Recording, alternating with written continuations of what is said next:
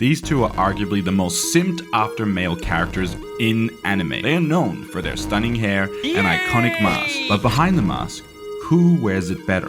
Everybody wants to know who, out of these legendary sensei, would teach the other a lesson. We are taking their best canon forms. No fillers, no non-canon material, not their weakest form or current form, but their best. Introducing our first contender, he's a human shinobi, weighing in at 67.5 kgs and stands at 181 centimeters tall. His name means the Scarecrow and has been nicknamed the Copy Ninja. He completed 1,141 official missions in total. In the blue corner, please give it up for Hatake, Kakashi, the guy from Fortnite.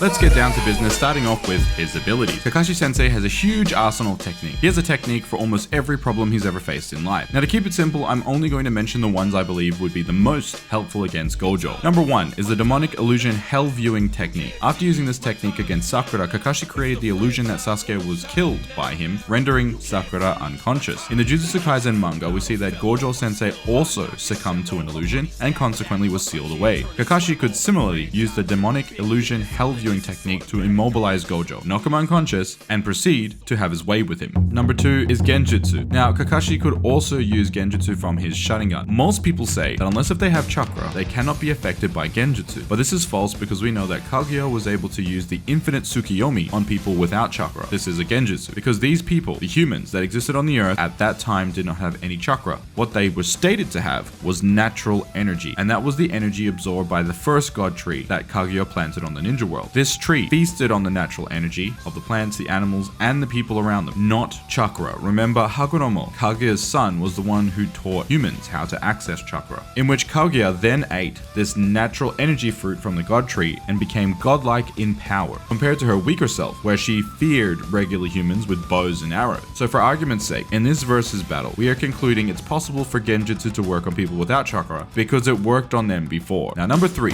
the evil sealing method. This can seal curses. However, this requires a ton of prep time, and the person being sealed, aka Gojo, must be willing to have the curse suppressed and sealed away. So this wouldn't work because Gojo wouldn't want to have his powers sealed away, unless he was under a Genjutsu, where he was convinced that he didn't need his powers anymore. Number 4, shadow clone technique would be incredibly helpful here. We know that even as a child, Kakashi could use the forbidden version of creating multiple shadow clones, so Gojo would have a hard time destroying all of Kakashi's clones. Furthermore, if Gojo was to use his domain expansion to trap Kakashi, it's possible to break into domain expansions very easily. So Kakashi could break himself out with clones that are on the outside of the domain expansion. Number 5, Kamui, Kamui Shuriken, Kamui Lightning Cutter are probably the most useful attacks here because these attacks bypass time and space. This is known as spatial or time manipulation. Now, these attacks tear apart their targets. It also appears to spawn right on target, meaning this could be used to instantly burst Gojo's head. Set the programmer also agreed on this point. So in summary, Kakashi can place Gojo into a Genjutsu, burst his head using Kamui, and if for any reason Gojo manages to use any attacks, Kakashi's Susanoo will also be able to protect him. Now, in terms of speed, Kakashi scales roughly to faster than light, scaling from an enraged Kaguya. But if you were to scale him in his DMS form against Kaguya, Kaguya was attempting to destroy the entire ninja world. So you could say that Kakashi DMS is somewhere around planetary level, or he ignores conventional durability because he's basically warping time and space with his Kamui Shuriken. So DMS Kakashi easily has enough force to harm a planetary threat or a global threat like Kaguya. Therefore, DMS Kakashi should theoretically have enough force to harm Gojo or attack power. And even base form Kakashi can still use Kamui,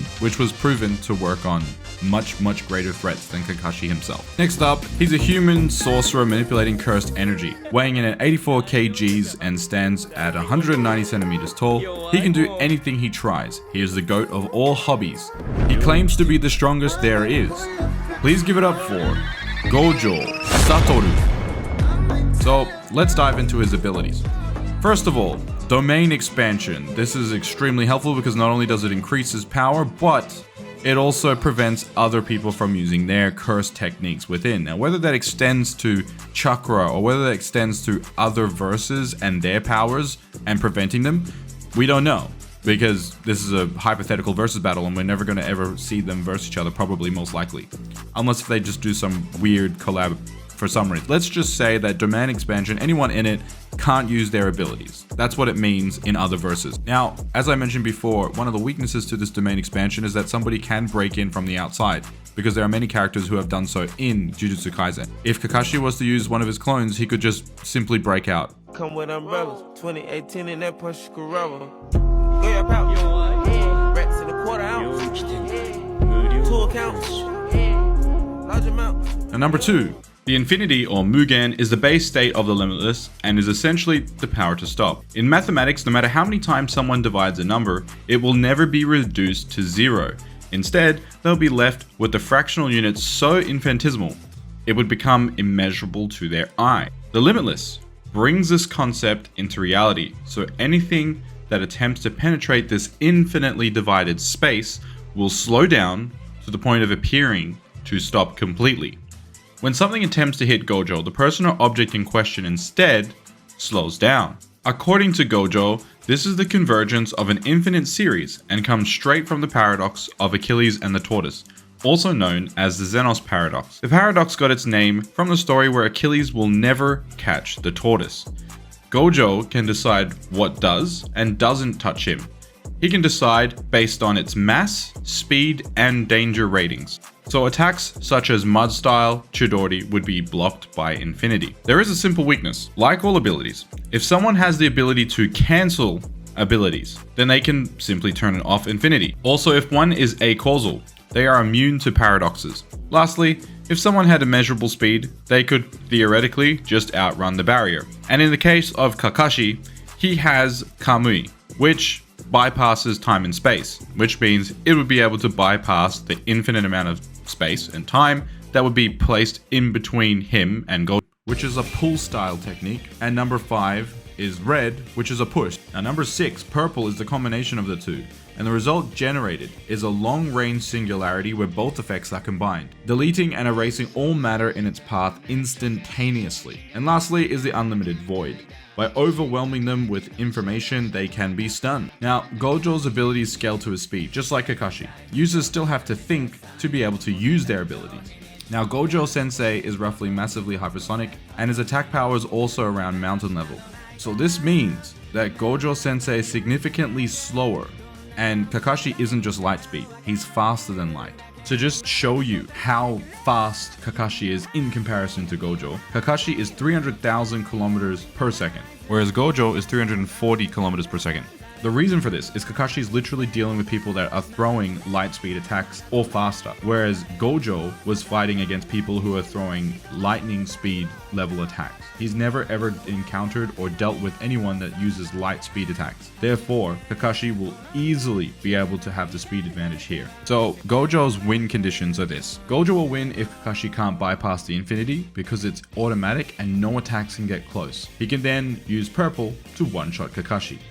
Now, Kakashi's win conditions are this. Number 1, if Kakashi uses illusions, they've been proven to work and bypass infinity in the Jujutsu Kaisen manga. This means the Sharingan and all its forms of paralysis genjutsu should also work on Gojo and should also bypass the infinity, just like illusions were successful in bypassing the infinity in Jujutsu Kaisen.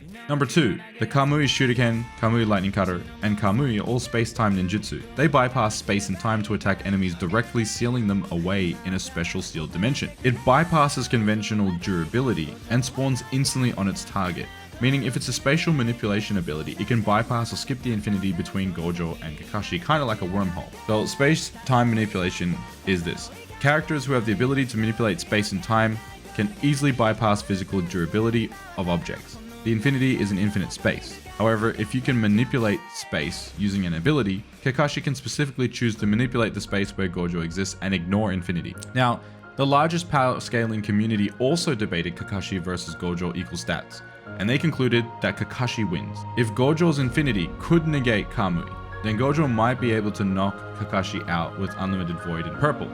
However, given the fact that curse negating weapons, illusions, and domain expansions can in fact bypass the infinity and harm Gojo directly, even while it's active, it's safe to conclude that Kakashi could in fact use Genjutsu to knock him out, as Kaguya used Genjutsu on Chakral's people before.